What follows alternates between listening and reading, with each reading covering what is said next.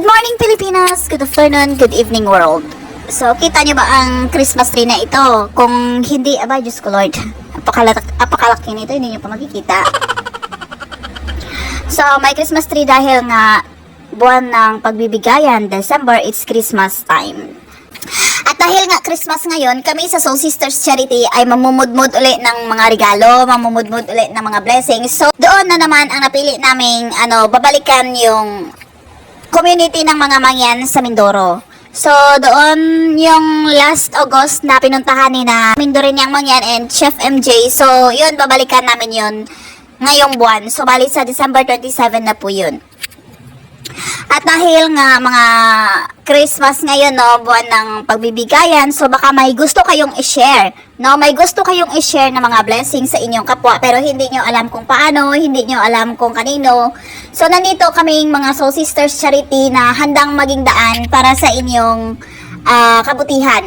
So kung gusto nyo mag-share, mag-message lang po kayo sa GCash number na ilalagay ko dito. Ito, GCash number.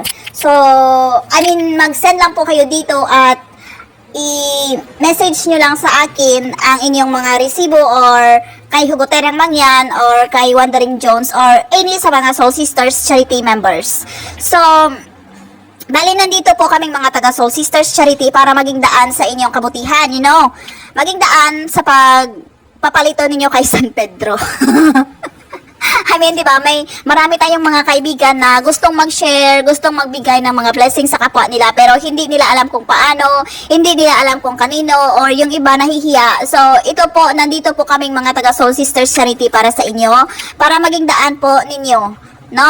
Huwag kayong mahiya kung may gusto kayong i-share. I-message nyo kami personal, or pwede din kayong magbigay dyan directly sa GCash number, and then i-message nyo lang sa akin ang resibo or AD sa mga Soul Sisters Charity members. So, thank you so much sa lahat-lahat ng mga sumusuporta sa hangarin namin. Thank you so much sa lahat-lahat ng mga tao na naniniwala sa aming hangarin, naniniwala na magagawa namin ito.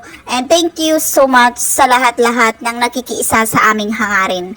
So, Merry Christmas everyone and God bless you all.